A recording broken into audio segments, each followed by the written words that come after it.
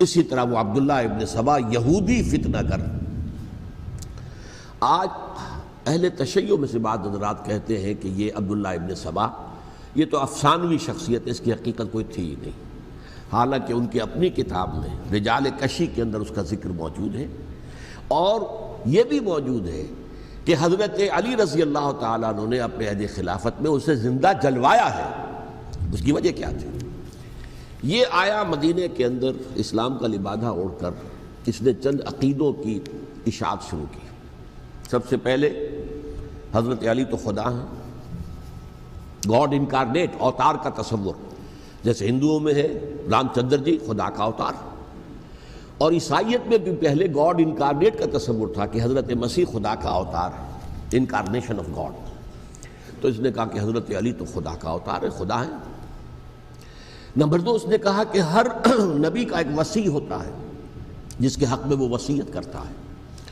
تو حضور صلی اللہ علیہ وسلم کے وصی حضرت علی ہیں، لہذا خلیفہ تو اول روز سے حضرت علی ہیں. حضرت ابو بکر، حضرت عمر، حضرت عثمان یہ تو غاصب ہیں، اور حضرت عثمان کی خلافت تھی اس وقت تو خاص طور پر. پھر اس نے جو قبائلی عصبیت تھی اسے بھڑکایا. پرانی جو عصبیت چل رہی تھی قریش کے اندر، وہ 2 گھرانے ایک دوسرے کے مد مقابل تھے. دیکھیے ایک ہوتا ہے قبیلہ، ایک ہوتا ہے گھرانہ. قبیلہ ایک، یہ وٹو قبیلہ. تو قبیلہ تھا قریش، اس میں گھرانے بہت تھے، بنو ہاشم، بنو امیہ، بنو تیم، بنو عدی، یہ بہت سے گھرانے تھے. تو چوٹی کے 2 گھرانے جو تھے وہ بنو ہاشم اور بنو امیہ، ان کے درمیان چپقلش تھی، مقابلہ، مسابقت. اور یہ مسابقت فی الخیر بھی ہوتی تھی. اگر انہوں نے غریبوں کو کھانے کھلائے ہیں تو ہم ان سے بڑھ کر کھلائیں گے، اگر وہ حاجیوں کی خدمت کرتے ہیں تو ہم ان سے بڑھ کر کریں گے. تو ان کے اندر یہ مسابقت فی الخیر بھی تھی، لیکن چپقلش تھی کہ کوئی ہم سے آگے نہ نکل جائے. وہ سمجھتا تھا وہ آگے نہ نکل جائے. اس شخص نے اس پرانی عصبیت کو تازہ کیا کہ حضور تو بنو ہاشم میں سے تھے، لہذا خلافت حق ہے بنو ہاشم کا، یہ غاصب ہیں. اس سے پہلے 2 خلفاء جو تھے وہ نہ بنو ہاشم سے تھے نہ بنو امیہ سے تھے. حضرت ابو بکر بنو تیم میں سے تھے، چھوٹا قبیلہ تھا. حضرت عمر بنی عدی میں سے تھے، وہ بھی چھوٹا قبیلہ تھا.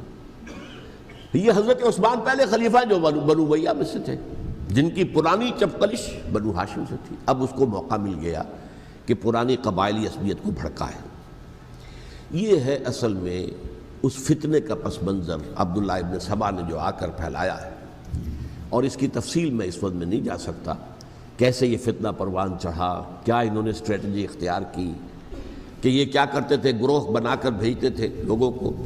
کوفے میں جاؤ تو وہاں پر دمشق کے گورنر کے خلاف اور مصر کے گورنر کے خلاف الزامات لگاؤ، اس نے یہ کیا، وہ غبن کر گیا، وہ یہ کر گیا، وہ خیانت کر رہا ہے، وہ رشتہ داروں کو پال رہا ہے. اور عثمان کے خلاف بھی تقریریں کرو رضی اللہ تعالیٰ عنہ.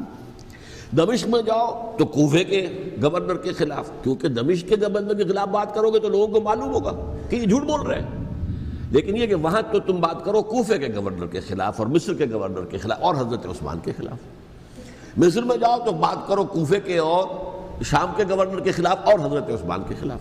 یہ انہوں نے ایسا اٹھایا. اور اس زمانے میں آپ کو معلوم ہے ذرائع رسل و رسائل تھے نہیں، نہ اس فتنے کی پتہ چل سکا جب تک کہ وہ فتنہ جو ہے پوری طرح برگ و بار لا کر تراور درخت نہیں بن گیا. اس کے نتیجے میں حضرت عثمان رضی اللہ تعالیٰ عنہ شہید ہوئے، اور خلیفہ پھر حضرت علی رضی اللہ تعالیٰ عنہ کو انہی سوائیوں نے، جنہوں نے گھیراؤ کیا تھا، جنہوں نے حضرت عثمان کو شہید کیا ہے، یہی حضرت علی رضی اللہ تعالیٰ عنہ کے ارد گرد ہو گئے. اور حضرت علی رضی اللہ تعالیٰ عنہ بھی نہیں چاہتے تھے خلافت کی بیعت لینا، لیکن آخر کیا کرتے؟ کیا وہ امت کو بغیر خلیفہ کے چھوڑ دیتے؟ حضرت زبیر سے کہا گیا، انہوں نے نہیں مانا، رد کر دی بات. حضرت طلحہ سے کہا گیا، انہوں نے نہیں مانا. حضرت علی سے کہا گیا، اب عشرہ مبشرہ میں سے یہی تو تھے نا، لہذا انہوں نے تسلیم کر لیا، خلافت ہو گئی. لیکن اس کے بعد جو خانہ جنگی ہوئی ہے، اس خانہ جنگی کے نتیجے میں نوٹ کر لیجئے کہ 1,00,000 کے قریب مسلمان ایک دوسرے کی تلواروں اور نیزوں اور برچھیوں اور تیروں سے ختم ہو گئے، ہلاک ہو گئے. اب میں کچھ باتیں حضرت امیر معاویہ کے بارے میں کہنا چاہتا ہوں، اس لیے کہ وہاں اس میں نے حضرت معاویہ کے بارے میں یہ تو بہت شدت کے ساتھ کہا تھا، اور میں اب بھی اس پر قائم ہوں اور پوری طریقے سے قائم ہوں. میرا مستقل موقف یہی ہے کہ حضرت معاویہ رضی اللہ تعالیٰ عنہ کے دور خلافت کو ہم خلافت راشدہ میں شامل نہیں سمجھتے، اہل سنت میں سے کوئی بھی نہیں سمجھتا، لیکن اس کے ساتھ میں نے حضرت امیر معاویہ کے کچھ مناقب بھی بیان کیے تھے تاکہ پلڑا جو ہے ترازو کا اس کے دونوں پلڑے سامنے آ جائیں۔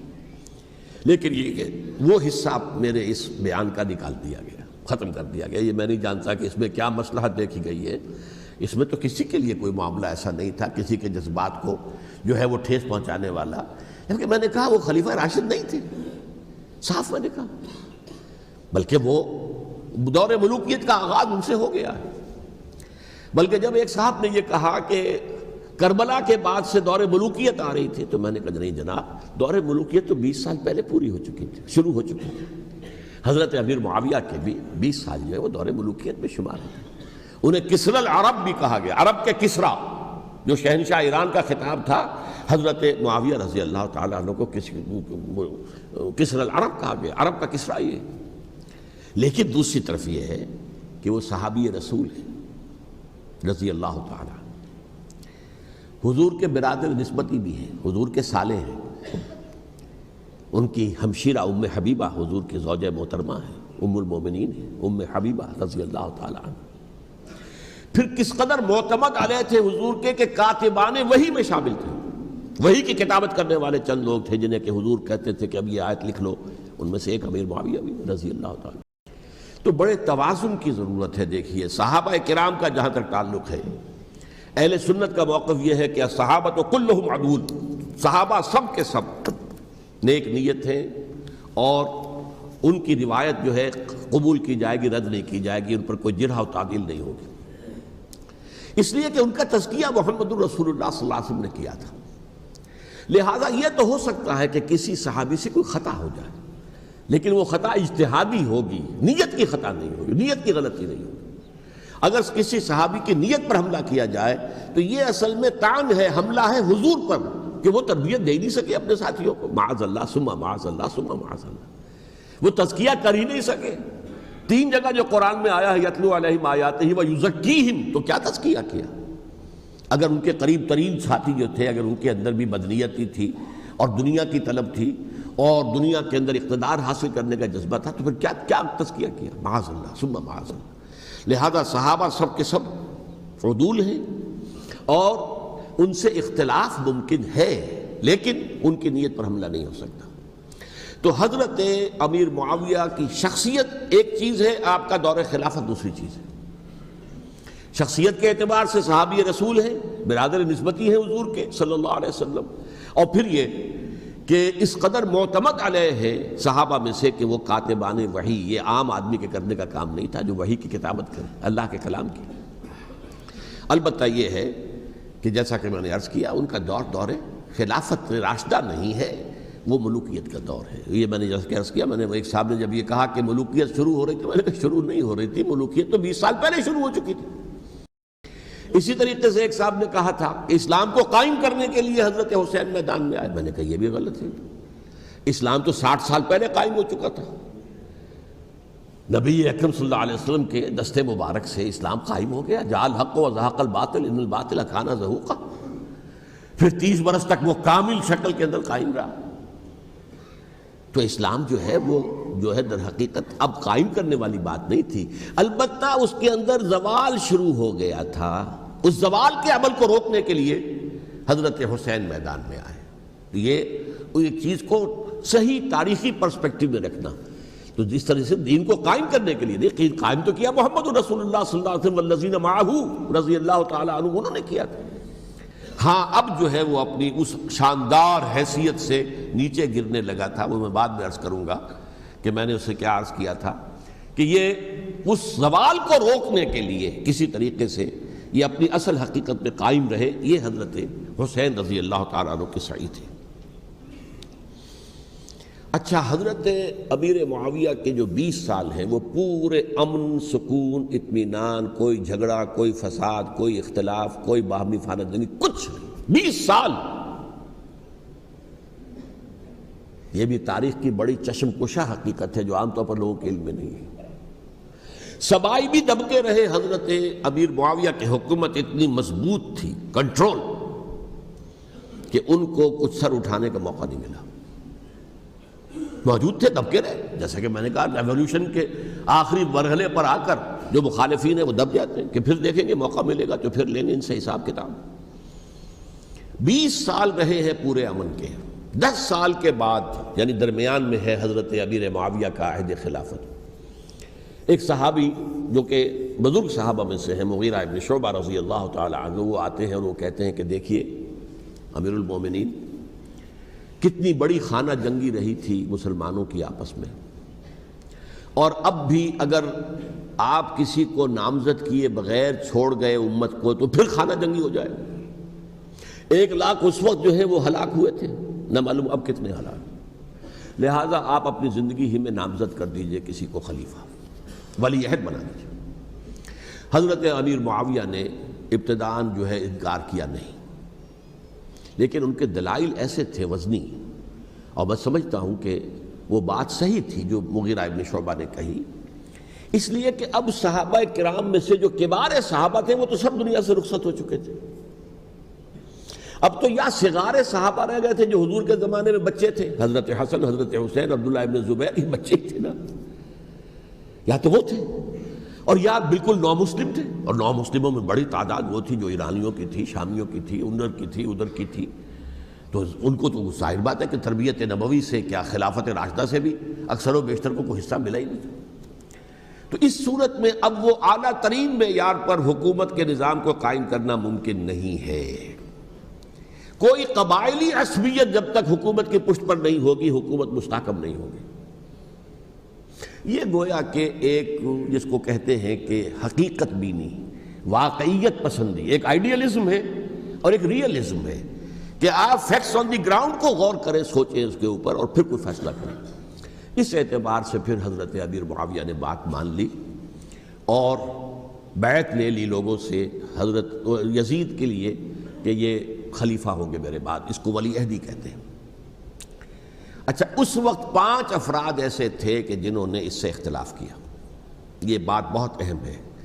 میرا کتابچہ ہے سانحہ کربلا، اس کے کچھ نسخے آج یہاں ہوں گے، آپ لوگ پڑھیے اسے غور سے اور پھیلائیے تاکہ حقیقت سامنے آئے. 5 افراد کون تھے جو ہونے چاہیے؟ ابو بکر فوت ہو گئے، ان کے بیٹے عبد الرحمن ابن ابی بکر. عمر فوت ہو گئے، ان کے بیٹے عبداللہ ابن عمر. عباس فوت ہو گئے، ان کے بیٹے عبداللہ ابن عباس. زبیر فوت ہو گئے، ان کے بیٹے عبداللہ ابن زبیر.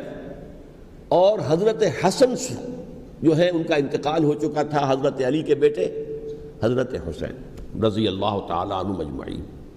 حضرت حسن کے بارے میں ایک فریق کا کہنا یہ ہے کہ انہیں زہر دے کر ہلاک کیا گیا.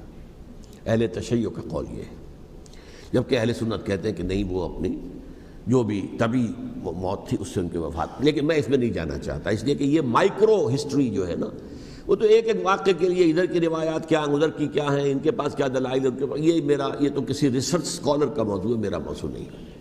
لیکن بہرحال یہ 5 حضرات تھے جنہوں نے ولی عہدی کی بیعت نہیں کی. لیکن حضرت معاویہ اتنے حلیم الطبع انسان تھے، انہوں نے جبر نہیں کیا، کوئی تشدد نہیں کیا. ٹھیک ہے، ولی عہدی کی بیعت نہیں کر رہے، کوئی بات نہیں، میری بیعت تو کی ہوئی ہے نا، ابھی تو میں زندہ ہوں، بات ختم ہو گئی. میری بیعت کو تو نہیں توڑا انہوں نے، فسخ بیعت نہیں کی. اس اعتبار سے انہوں نے نہ کوئی تشدد کیا، نہ جبر کیا، نہ کوئی مواخذہ کیا. لیکن جب امیر معاویہ کا انتقال ہو گیا، اب ولی عہدی کی بجائے وہ اب خلافت کی بیعت کی. سب لوگوں نے بیعت کر لی. ان 5 میں سے ایک فوت ہو چکے تھے. حضرت عبد الرحمن ابن ابی بکر فوت ہو چکے رضی اللہ تعالی. 4 تھے، ان 4 میں ایک اختلاف ہوا. 2 کی رائے یہ تھی، عبداللہ ابن عمر، عبداللہ ابن عباس، کہ اگرچہ یہ کام غلط ہوا ہے، اسلام کی روح کے منافی ہوا ہے، یہ بادشاہت کی بنیاد پڑ رہی ہے، لیکن یہ بات ایسی نہیں ہے کہ اس کی بنا پر ہم خانہ جنگی شروع کروا دیں، امت کے اندر خون خرابہ کروائیں، فساد کروائیں. لہذا انہوں نے بیعت کر لی. اب کوئی اگر یہ کہے معاذ اللہ کہ وہ بک گئے تھے یزید کے ہاتھ میں، معاذ اللہ ثم معاذ اللہ، وہی بات آپ اختلاف کر سکتے ہیں کہ انہیں نہیں کرنی چاہیے تھی، یہ کوئی رائے رکھے، مجھے اختلاف نہیں. لیکن ان کی نیت پر حملہ کریں گے تو حملہ محمد رسول اللہ پر ہوگا صلی اللہ علیہ وسلم۔ عبداللہ ابن عمر کون ہیں؟ کتنی حدیثیں ان سے جو ہے وہ منقول ہیں۔ عبداللہ ابن عباس کون ہیں؟ جنہیں حضور نے جو ہے جن کے لیے دعا کی تھی، اے اللہ فقہہ فی الدین وعلمہ التاویل، اے اللہ اس نوجوان کو دین کا فہم عطا کر اور قرآن کی تعویل اور تفسیر کا علم عطا کر۔ حبر الامہ کہلاتے ہیں۔ وہ کہیں پیسوں اور ٹکوں کے عوض بک جانے والے نہیں تھے، انہوں نے امت کی مصلحت دیکھی، نیت جو ہے اس پر حملہ نہ کیجیے، البتہ اختلاف کا حق آپ کو حاصل ہے۔ دو حضرات جو ہے ڈٹے رہے کہ نہیں، ہمیں کم وٹ میں ریزسٹ کرنا ہے۔ عبداللہ ابن زبیر عمر کے اعتبار سے وہ بڑے ہیں، مسلمانوں میں سب سے پہلے ولادت مدینے میں جا کر جو ہوئی ہے وہ عبداللہ ابن زبیر کی ہوئی ہے۔ ہجرت کر کے جب مہاجرین وہاں پہنچے، کچھ عرصے تک کسی کے ہاں کوئی اولاد نہیں ہوئی، تو لوگوں نے تانے دینے شروع کر دیے کہ معلوم ہوتا ہے کہ یہاں آ کر یہ مکے کے رہنے والے جو ہیں کمزور ہو گئے ہیں، ان کے ہاں اولاد ہی نہیں ہو رہی۔ پھر عبداللہ ابن زبیر کی ولادت ہوئی ہے، یہ حضرت ابو بکر کے نواسے ہیں، حضور کی زوجہ محترمہ حضرت عائشہ کی بہن، حضرت دیکھیے ابھی نام نکل گیا ہے جی، حضرت اسماء رضی اللہ تعالی عنہ عنہما، یہ ان کے صاحبزادے ہیں، حضرت زبیر کے بیٹے۔ ان کا فیصلہ ہوا کہ ہمیں ریزسٹ کرنا ہے کم وقت میں، ایٹ اینی کاسٹ۔ حضرت حسین ابن علی رضی اللہ تعالی عنہما کا بھی فیصلہ ہوا کہ ہمیں ریزسٹ کرنا ہے کم وقت میں۔ البتہ ان میں بھی ایک اختلاف ہو گیا، یعنی یہ دو تو جڑے رہے، ان دو میں اختلاف ہو گیا۔ عبداللہ ابن زبیر کا کہنا یہ تھا کہ ہمیں حجاز میں رہنا چاہیے، یہ سرزمین ہے جس میں نبوت کی برکات سب سے زیادہ ہیں، یہاں ہم مضبوط قلعے کے اندر ہیں، ہمیں یہاں سے جو ہے ریزسٹ کرنا چاہیے اور ختم کرنا چاہیے اس نظام کے اندر جو خرابی آ گئی اس کو۔ حضرت حسین رضی اللہ تعالیٰ عنہ کے پاس خطوط کا تانتا بنا ہوا تھا، کوفے سے لوگ خط لکھ رہے تھے، آئیے آئیے آئیے، ہم آپ کے ہاتھ پر بیعت کریں گے، ہم آپ کے ہاتھ پر بیعت کریں گے، ہم آپ کے ہاتھ پر بیعت کریں گے۔ یہی وہ کوفہ جو حضرت علی کا دارالخلافہ رہا تھا اور جو پھر سبائیت کا گڑھ بن گیا تھا۔ چنانچہ حضرت حسین نے حضرت مسلم بن عقیل کو بھیجا وہاں پر کہ میرے نمائندے کی حیثیت سے جا کر وہاں پر بیعت لو۔ 10-12 ہزار افراد نے بیعت کر لی، لیکن اس کے بعد یزید کی طرف سے گورنر بنا کے بھیجا گیا ابن زیاد کو۔ ابن زیاد نے آ کر جو تشدد کیا اور سختی کی تو سب کے سب بیعت توڑ کر اور سب منحرف ہو گئے۔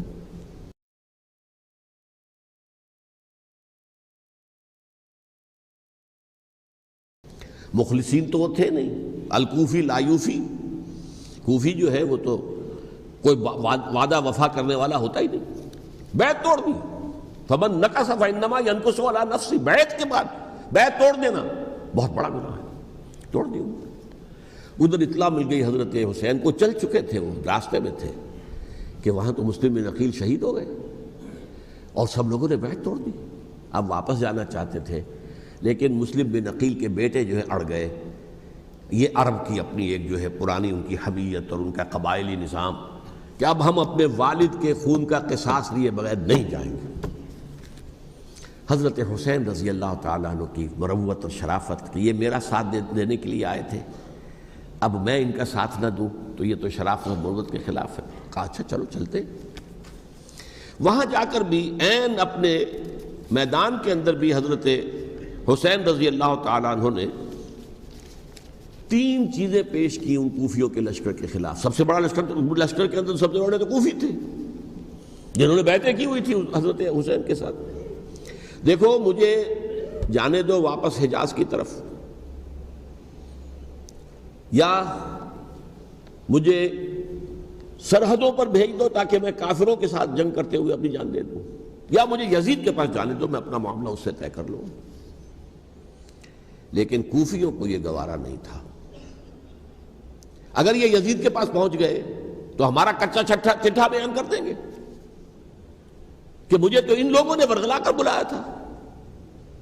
اس لیے کہ دیکھیے حضرت امیر معاویہ کے 20 سالوں کے دوران میں بتا چکا ہوں، ان کی حکومت اتنی مستحکم تھی کہ اس کے خلاف کوئی فتنہ اٹھانا ممکن نہیں تھا۔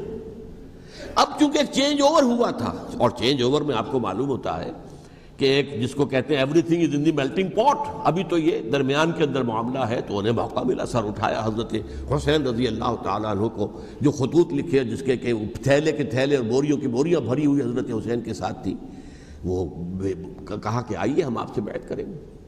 انہوں نے نہیں مانا، اور اصل میں حضرت حسین کے قاتل وہ کوفی ہیں، وہ بزدل، وہ منافق، جنہوں نے بیعت کر کے بیعت توڑی، اور اب وہ آ گئے کہ اگر یہ حسین رضی اللہ تعالیٰ عنہ بچ کر کہیں یزید کے پاس پہنچ گئے تو پھر ہمارا کچا چٹھا جو ہے وہ سامنے آ جائے گا اور ہماری پھر شامت آ جائے گی، لہذا انہوں نے قتل کیا حضرت حسین کو رضی اللہ تعالیٰ۔ ایک بات جو علامہ ڈاکٹر قلب صادق نے فرمائی، اور مجھے میرے علم میں یہ بات پہلے نہیں تھی،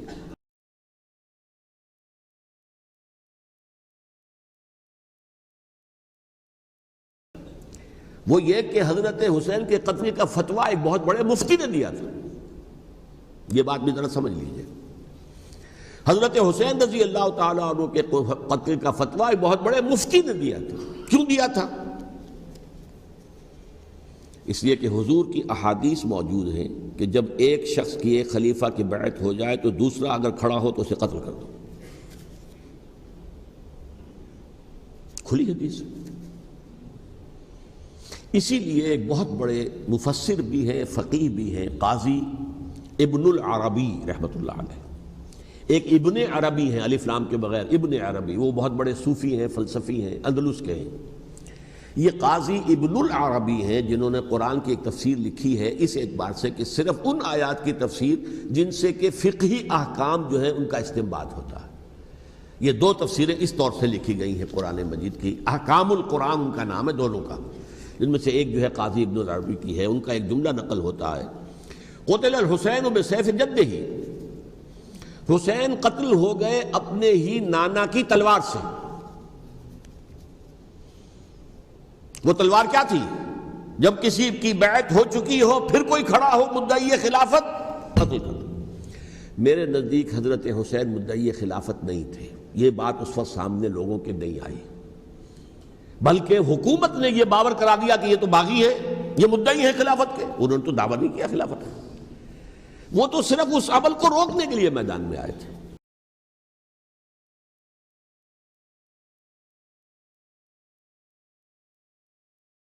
اور اس بات کو اچھی طرح سمجھ لیجئے کہ اس وقت تک یہ جو تصور آج ہمارے پاس ہے کہ ریاست علیحدہ ہے، حکومت علیحدہ ہے، state of Pakistan, we are loyal to the state of Pakistan, ہم ریاست پاکستان کے وفادار ہیں، گورنمنٹ آف پاکستان کے وفادار نہیں ہیں، we are not loyal to the government.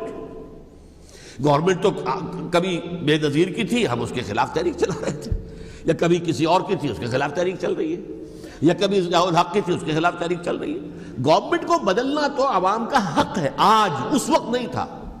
اس وقت ریاست اور حکومت کا کوئی فرق نہیں تھا، لہذا جو حکومت سے اختلاف کرے گویا کہ باغی ہے۔ یہ ہے اصل میں وہ پیچیدہ مسئلہ کہ کیوں کسی مفتی نے فتویٰ دے دیا، اس لیے کہ اس وقت تک ریاست اور حکومت کا فرق واضح نہیں تھا دنیا پر۔ یہ تو ابھی کوئی 100-150 سال کی بات ہے کہ آج ہمارا جو پولیٹیکل سائنس کا ایولیوشن ہوا ہے وہ اس سٹیج تک پہنچ گیا ہے کہ اسٹیٹ علیحدہ ہے، حکومت علیحدہ ہے۔ حکومت تو اسٹیٹ کے 3 آرگنز میں سے ایک آرگن ہے، ایڈمنسٹریشن حکومت کی ہے، جوڈیشری ہے اور لیجسلیچر ہے، 3 آرگنز ہیں بڑے بڑے، ان میں سے ایک ہے۔ تو حکومت کو بدلنا تو عوام کا حق ہے، چاہے وہ ووٹ کے ذریعے بدلے، چاہے ایجیٹیشن، اگر پرامن ایجیٹیشن ہے اس سے حکومت کو بدلنے کا حق حاصل ہے دستوری طور پر ہر اعتبار سے۔ اس وقت یہ نہیں تھا، لہذا صورتحال یہ بن گئی کہ حکومت وقت نے باور کرا دیا مسلمانوں کو، ورنہ سوچئے نواسہ رسول کو قتل کرنا کوئی آسان کام تھا؟ آخر سب کلمہ گو تھے کہ نہیں تھے؟ کلمہ گو تو تھے نا، اور حضور سے عقیدت اور محبت میں کمی، لیکن یہ کہ فتویٰ اگر ایک بہت بڑے مفتی کا، جو کہ حضرت علامہ ڈاکٹر قلب صادق صاحب نے فرمایا، مجھے اس مفتی کا نام بھی معلوم نہیں، کہ ایک مفتی ہی کا فتویٰ تھا وہ، جس کے بنا پر اب ان لوگوں نے حضرت حسین کو قتل کیا۔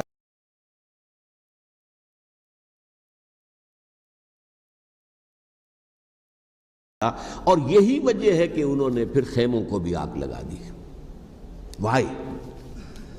حالانکہ دیکھیے اگر دشمنی کا انتقام ہوتا تو حضرت علی بن حسین جو بیمار تھے، جو بعد میں زین العابدین رحمۃ اللہ علیہ کے نام سے پھر یہ اہل تشیع کے چوتھے امام معصوم ہیں، حضرت علی، حضرت حسن، حضرت حسین، اور پھر حضرت علی بن حسین زین العابدین رحمۃ اللہ علیہ، کیا ان کو بھی قتل کر دیتے؟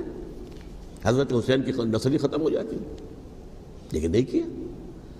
آگ کیوں لگائی؟ آگ اس لیے لگائی کہ وہ جو ڈاکومنٹری پروف ہے ہماری غداری کا، یزید کے خلاف حضرت حسین کو جو ہم نے دعوت دی، وہ جو ڈاکومنٹری پروف خطوط کی شکل میں موجود ہے وہ ختم ہو جائے، ڈسٹرائے ہو جائے۔ اس کے لیے انہوں نے خیموں میں آگ لگائی۔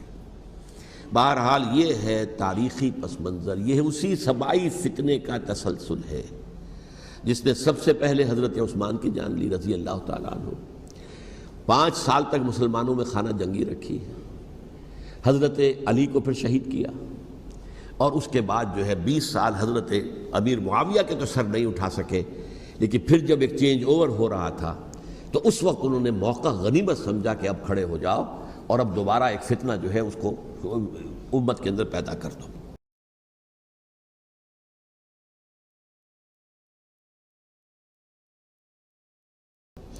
اچھا، اس معاملے میں ایک بات جو میں نے وہاں کہی کہ ہمارے ہاں شاعرانہ جو مبالغہ آمیزی ہے، یہ میری گفتگو کا حصہ انہوں نے حذف کر دیا ہے، اور میں نے ایک سنی شاعر بہت بڑے عالم جن کے حوالے سے آج بھی میری تقریر ہوگی خالق دینہ ہال میں، مولانا محمد علی جوہر کے ایک شعر کے حوالے سے کہا کہ قتل حسین اصل میں مرگ یزید ہے، اسلام زندہ ہوتا ہے ہر کربلا کے بعد۔ میں نے کہا بالکل محمل شعر ہے، اسلام مرا ہی نہیں تھا، زندہ ہونے کا کیا سوال؟ اور اگر کسی درجے میں مزمحل یا زخمی ہوا تھا تو وہ تو رہا، کربلا کے بعد بھی رہا، یزید کی حکومت بھی رہی، بنو امیہ کی حکومت بھی چلی، کوئی تبدیلی تو نہیں آئی۔ یہ کیا کہہ رہے ہیں؟ اسلام زندہ ہوتا ہے کربلا کے بعد۔ میں نے کہا اسلام مرا نہیں تھا۔ جیسے میں نے یہ کہا کہ ملوکیت جو ہے وہ اب شروع نہیں ہوئی، ملوکیت تو 20 برس پہلے شروع ہو چکی تھی حضرت امیر معاویہ کے، لیکن ظاہر بات ہے کہ حضرت حسن نے، حضرت حسین نے اس کو قبول کیا، اور حضرت حسین نے تو پھر 10 سال تک ولی عہدی جو تھی چاہے بیعت نہیں کی، لیکن اس کے خلاف میدان میں آ کر چیلنج تو نہیں کیا۔ اس اعتبار سے یہ معاملہ جو ہے اسلام زندہ ہوتا ہے کربلا کے بعد، یہ بے تکی بات ہے۔ ہاں، حضرت شاہ اسماعیل شہید رحمۃ اللہ علیہ کی اگر میں تشبیہ کو، تمثیل کو سامنے رکھوں تو اسلام کی عمارت 6 منزلہ ہے، 6ٹھی منزل ٹاپ کی وہ گر گئی، 5 منزلیں انٹیکٹ تھیں، اسلام مرا نہیں تھا۔ عدالت میں شریعت کے مطابق فیصلے ہو رہے تھے، قاضی تھے، مفتی تھے، شریعت نافذ تھی، اسلام کہاں مرا تھا؟ جبکہ خود کہہ رہے ہیں علامہ کلب صادق کے ایک مفتی کے فتوے سے حضرت حسین کو قتل کیا گیا۔ اب وہ مفتی کی رائے، اس کی بدنیتی ہو، جو بھی ہو، وہ جانے، اللہ جانے، لیکن عام مسلمان کیا کرے؟ اس پہلو سے اسلام مرا نہیں تھا۔ ہاں، ایک منزل گر گئی تھی، وہ گری رہی، 1000 برس تک گری رہی، یہاں تک کہ آ کر مغربی امپیریلزم نے اس کے گرایا، ملوکیت کا معاملہ ختم کیا، اور وہ جبرین ملوکیت دوسری آ گئی، ورنہ وہی بادشاہی چلی ہے۔ بلکہ دور بنو امیہ میں وہ بادشاہی پوری طرح اس نے بالوں پر نہیں نکالے تھے، اصل بالوں پر تو اس نے نکالے ہیں دور بنو عباس میں آ کر، اور پھر سلاطین جو ہے ترک، جو ترک خلفاء ہیں، ان کا بھی بادشاہت تھی، اور کیا تھا، وہ خلافت تو نہیں تھی۔ تو یہ تو اسلام میں جو بھی نقص واقع ہو گیا تھا، کبھی واقع ہو گئی تھی، وہ جو کی تو برقرار رہی، اس کو بھی تسلیم کیا۔ میں اللہ کا شکر ادا کر کے کہتا ہوں کہ دونوں حضرات، دونوں شیعہ دانشور اور بڑی اعلیٰ سطح کے جو شیعہ عالم تھے، انہوں نے اس بات کو تسلیم کیا اور میری اس بات کو چیلنج نہیں کیا۔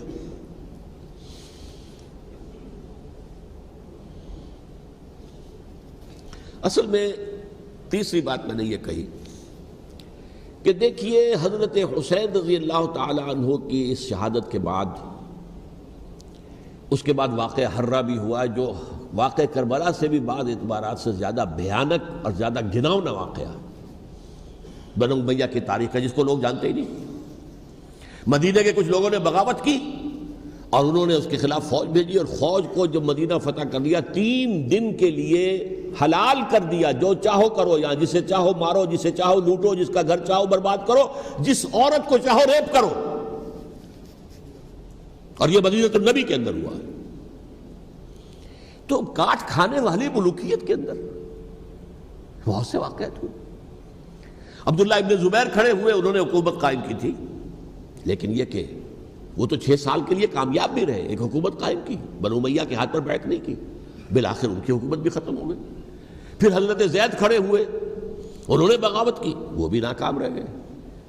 پھر بنو عباس میں کھڑے ہوئے حضرت نفس زکیہ حضرت حسن رضی اللہ تعالیٰ عنہ کے اولاد میں سے، وہ بھی ناکام ہو گئے، شہید ہو گئے۔ پھر یہ سمجھ لیا گیا کہ اب یہ جہاں تک چھٹی منزل ہے وہ تو دوبارہ تعمیر نہیں ہو سکتی، یہ تو جس کی لاٹھی اس کی بھینس، جس کے پاس طاقت ہوگی اس کی حکومت ہوگی، جس کا قبیلہ زیادہ قوی ہوگا، جس قبیلے میں زیادہ عصبیت ہوگی، مضبوط ہوگا، متحد ہوگا، طاقتور ہوگا، اسی کی حکومت ہوگی۔ البتہ اس کے نیچے لوگوں کے اخلاق کی اصلاح کرو۔ صوفیاء کرام نے وہ کام اپنے ذمے لیا، اور بالکل وہی کام ہے کہ جو ائمہ اہل بیت کرتے رہے۔ حضرت حسن کی اولاد میں پھر حضرت علی بن حسین رضی اللہ تعالیٰ، حضرت حسین کی اولاد میں پھر امام محمد باقر، امام محمد جعفر صادق، اور اس کے بعد بھی 5 اور، کسی نے بغاوت نہیں کی۔ جیسے علماء کرام کام کر رہے تھے اور جیسے صوفیاء کرام کام کر رہے تھے، ایسے ہی وہ مسلمانوں کی علمی تربیت، روحانی تربیت و تزکیہ کر رہے تھے، کسی نے حکومت کو چیلنج نہیں کیا۔ نوٹ کر لیجیے اس بات کو۔ حضرت علی نے بھی چیلنج نہیں کیا تھا، حضرت حسن نے چیلنج نہیں کیا، خود صلح کر لی۔ تو ائمہ اہل بیت جو 12 یہ گنتے ہیں، جن میں سے آخری جو ہے حضرت مہدی کو تو ابھی ظاہر ہونا ہے، ان کے عقیدے کے مطابق وہ روح پوش ہیں، وہ ظاہر ہوں گے۔ لیکن 11 حضرات کے بارے میں یہ کہ حضرت حسین کے سوا کسی نے بھی چیلنج نہیں کیا وقت کے نظام کو، اور حضرت حسین نے بھی اس مغالطے پر کیا کہ کوفی ساتھ دیں گے، اور یہ موقع ہے کہ یہ جو چھٹی منزل اسلام کی گر گئی ہے اسے دوبارہ تعمیر کر دیا جائے۔ انہوں نے خلافت کا دعویٰ نہیں کیا تھا، یہ انہیں عوام کو مغالطے میں مبتلا کیا گیا کہ یہ خلافت کا مدعی ہو کر سامنے آیا۔ جیسا کہ میں نے آپ سے کہا تھا، امیر معاویہ نے حضرت علی کے عہد خلافت میں کبھی خلافت کا دعویٰ نہیں کیا، مدعی خلافت نہیں تھے وہ تو یہ کہتے تھے کہ قاتلان حسین جو ہے، قاتلان عثمان کو سزا دو، قصاص دو، بس۔ اسی طرح حضرت حسین نے بھی، اب دیکھیے اس ضمن میں اس میں کوئی شک نہیں ہے، حضرت حسین رضی اللہ تعالی عنہ کی جو شہادت ہوئی ہے اور ان کے ساتھیوں کی، اعزاء و اقارب کی، تاریخ انسانی میں یہ عزم، ہمت، شجاعت، مثابرت، صبر، استقلال، استقامت، اس کی ایک بہت روشن مثال ہے، بہت روشن مثال ہے، بہت روشن مثال ہے۔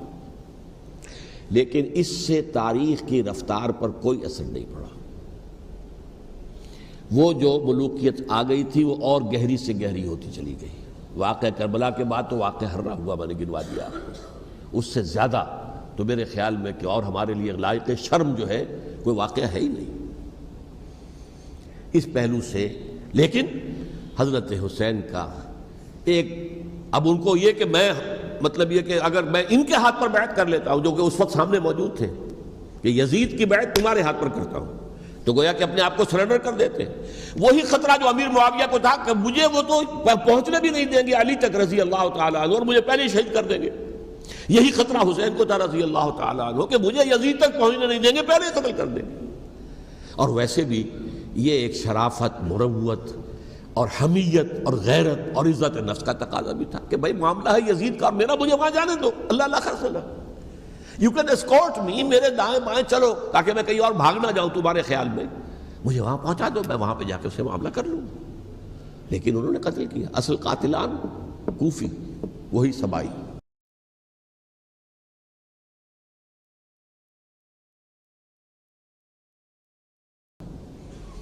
البتہ یہ ہے کہ اس واقعے کی جو یادگار ہے اس میں کوئی شک نہیں ہے کہ اس نے مسلمانوں میں سے ایک گروہ کے دل میں قربانی اور شہادت کا جذبہ بہت پیدا کیا، اس میں کوئی شک نہیں۔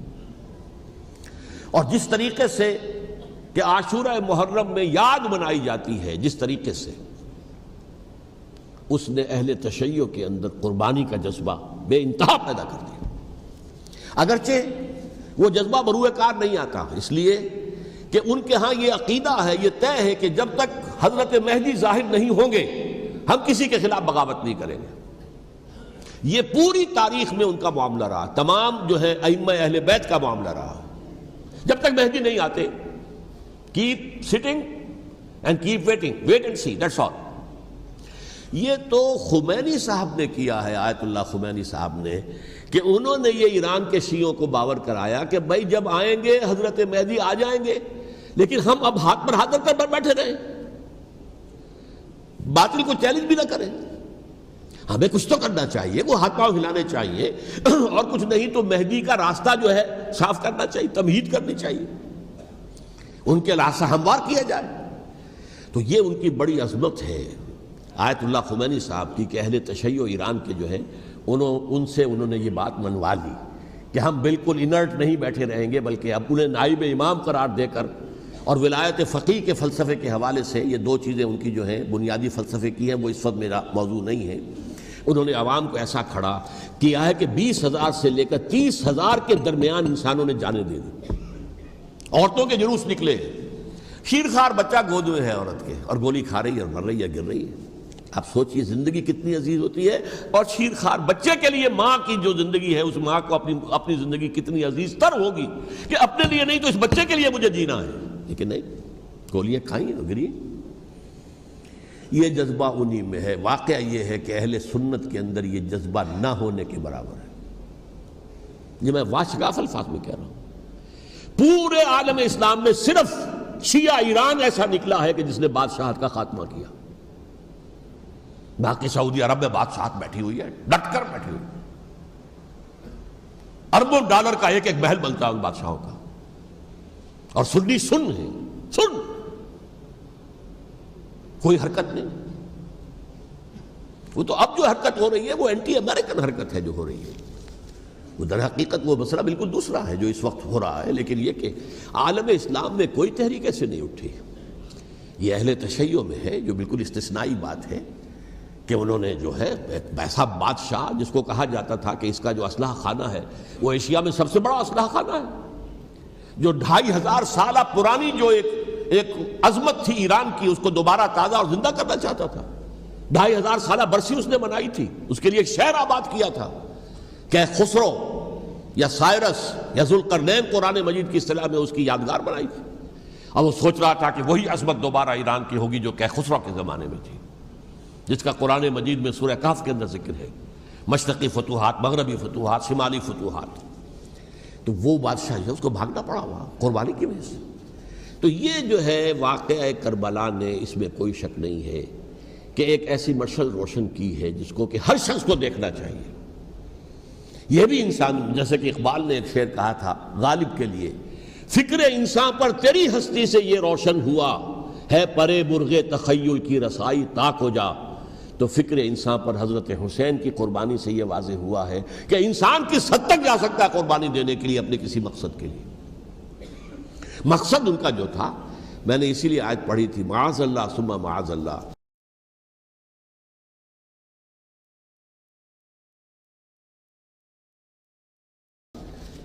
میں ایک آخری بات جو کہہ رہا ہوں وہ نوٹ کر لیجئے۔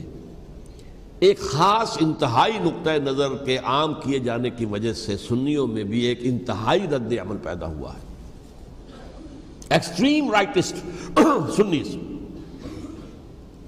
اگر ایک طرف سے حملہ کیا گیا ہے حضرت عثمان کی نیت پر، ان کو خیانت کا الزام لگایا گیا، ان پر اقربا پروری کا الزام لگایا گیا، حضرت ابو موسیٰ شریف پر خیانت اور غداری کا الزام لگایا گیا، یہ ساری چیزیں اگر صحابہ کرام کے اوپر ہوئی ہیں، امیر معاویہ پر، امیر اور عمرو بن العاص پر، تو جواب میں کچھ لوگ کھڑے ہو گئے، حضرت علی وہ اقتدار کے طالب تھے، معاذ اللہ ثم معاذ اللہ ثم معاذ اللہ۔ یہ اہل سنت کا موقف نہیں ہے۔ حضرت حسین اقتدار کے طالب تھے، ہرگز نہیں، ہرگز نہیں، ہرگز نہیں۔ وہی اصول جو میں نے بتایا تھا سب کے لیے لاگو رہے گا، وہ امیر معاویہ کے لیے ہے تو حضرت علی کے لیے بھی، حضرت حسین کے لیے بھی ہے۔ یہ نیک نیت ہے، آپ ان کی کسی رائے سے اختلاف کر سکتے ہیں لیکن ان کی نیت پر حملہ نہیں کریں گے۔ نیت پر حملہ کریں گے آپ کا ایمان بالرسالت جو ہے وہ مجروح ہو جاتا ہے۔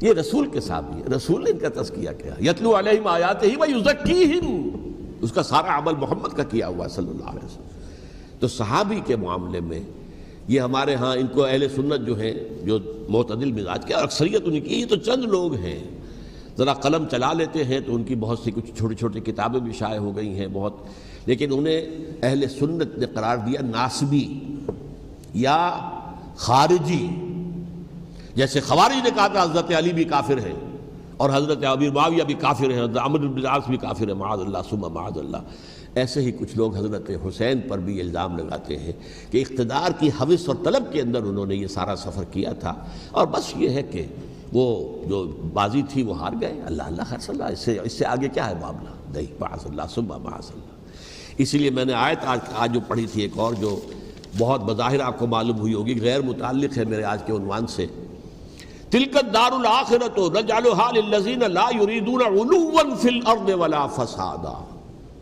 یہ سورہ قصص کے آخری آیات میں سے۔ دیکھو یہ آخرت کا گھر جو ہے وہ ہم خاص کر دیں گے ان لوگوں کے لیے جو اس زمین میں اپنے اقتدار کے طالب نہیں ہوتے۔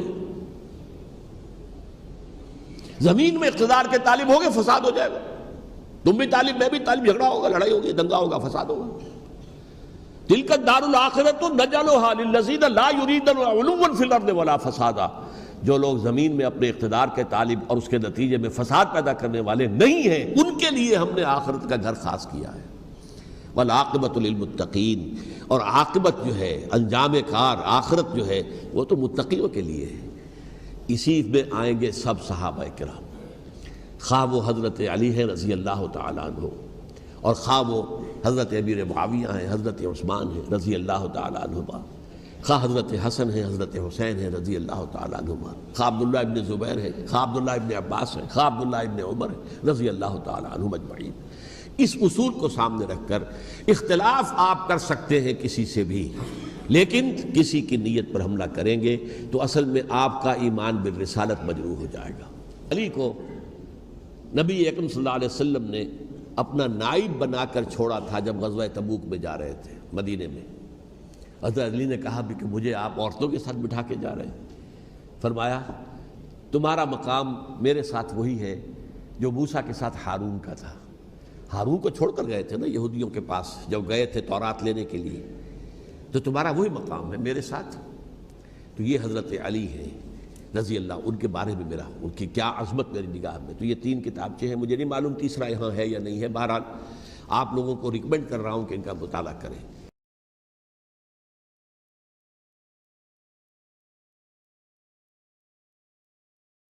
اب یہ کہ آخری بات یہ کہ اصل ہمارے کرنے کا کام کیا ہے۔ دیکھیے کیوں نہیں کیا کسی نے بھی خروج کا معاملہ، وہ میں واضح کر چکا ہوں، بغاوت نہیں کی، کیوں؟ ایک تو ریاست اور حکومت میں فرق نہیں تھا، ذرا کھڑا ہو اور وہ باغی قرار پائیں گے، واجب القتل ہو جائیں گے، فتوے کی زد میں آ جائے، یہ معاملہ تھا۔ اور دوسرے یہ کہ عمارت پوری گری نہیں تھی، ایک منزل گری تھی نا۔ آج ہم کہاں کھڑے ہیں؟ پوری عمارت گری ہوئی ہے، نہ شرعی عدالتیں ہیں، نہ شرعی فیصلے ہیں، نہ احکام الہی نافذ ہیں، نہ حدود اور قصاص کے معاملات، کچھ بھی نہیں۔ ہمارا فرض کیا ہے؟ حضرت حسین کی مدح کرتے رہیے، تعریف کرتے رہیے، صحابہ کرام کی مدح کرتے رہیے، مدح صحابہ، اس کے لیے مجلسیں قائم ہو رہی۔ بھائی کر کیا رہے ہو؟ تھے تو آبا وہ تمہارے ہی، مگر تم کیا ہو؟ ہاتھ پر ہاتھ دھرے منتظر فردا ہو۔ تلک امۃ قد خلت لہا ما کسبت ولکم ما کسبتم، وہ تو ایک امت تھی جو چلی گئی، اللہ کے ہاں پہنچ گئے، جو کچھ انہوں نے کمایا وہ ان کے لیے، تمہارے لیے نہیں ہے، تمہارے لیے وہ ہوگا جو تم کماؤ گے۔ ہمارے لیے راستہ اب یہی ہے کہ خلافت راشدہ کے مکمل نظام کو اثر نو قائم کرنے کے لیے منہج انقلاب نبوی کو اختیار کریں۔ میری کتاب اس پر، کیسٹس اس پر، آڈیو کیسٹس، ویڈیو کیسٹس، سی ڈیز، نہ معلوم ڈی وی ڈی، سب کچھ موجود۔ سیرت النبی پر تو میں عرض کر چکا ہوں، فلسفہ سیرت النبی سمجھنا ہے تو میری کتاب پڑھیے، ورنہ سیرت النبی آپ پڑھ لیں گے، واقعات معلوم ہو جائیں گے، فلسفہ سیرت سامنے نہیں آئے گا، اس کا آپ مطالعہ کریں گے میری کتاب سے۔ اور دوسرے یہ کہ یہ خلافت قائم کرنے کے لیے جو جد و جہد ہم کر رہے ہیں، تحریک خلافت پاکستان جس کا میں داعی ہوں ادنا سا، وہ تنظیم نہیں ہے، میں اس کا امیر نہیں، وہ ایک تحریک ہے۔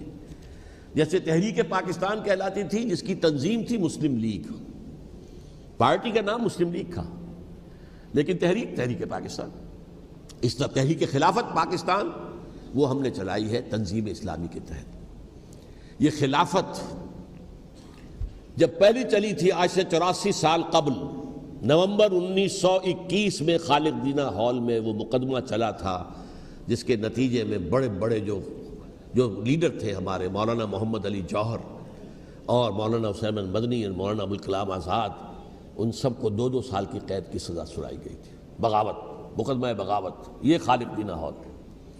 اسی میں سن 91 یا 92 میں میں نے 3 دن تقریریں کی تھیں، جن میں آج سے پھر میں 3 تقریریں کرنے والا ہوں، ایک آج شام کو، ایک کل شام کو رات 9 بجے، آج بھی کل بھی، ایک پرسوں اتوار کی صبح کو 10 بجے ہے کیا 11 بجے۔ تو ان میں آپ حضرات شرکت فرمائیں، تاکہ اصل جو ہمارے کرنے کا کام ہے، تاریخ کو بھی سمجھنا چاہیے، تاریخ کے عوامل کیا ہیں، کیا پس پردہ عوامل کار فرما تھے، کیا کسی شے کی اصل حقیقت ہے، وہ سمجھنا چاہیے۔ لیکن یہ ہے کہ اس اعتبار سے میں نے جب یہ لفظ استعمال کیا تھا اس مذاکرے میں، لپ سروس، کہ یہ ہم صرف لپ سروس کرتے رہے، مدح کے بیان کرتے رہے، منقبت بیان کرتے رہے، حضور کی نعتیں کہتے رہے، تو اس سے تو بات نہیں بنے گی جب تک کہ وہ فرض منصبی شہادت علی الناس کا جو ہمارے ذمے ہے بحیثیت امت محمد صلی اللہ علیہ وسلم اس کو ادا نہ کرے۔ مجھے خوشی ہے کہ اس کی بھی تائید دونوں حضرات نے کی، ہاں یہ لپ سروس کا معاملہ ہے۔ اللہ تعالی حضرت حسین کے نقش قدم پر چلتے ہوئے، بلکہ اصل میں تو ہمارے لیے اسوہ رسول ہے محمد صلی اللہ علیہ وسلم کا، اس پر چلتے ہوئے ہم پاکستان میں اسلام کا نظام خلافت قائم کرنے کی جد و جہد کریں۔ اقول قولی ھذا واستغفر اللہ لی ولکم ولسائر المسلمین والمسلمات۔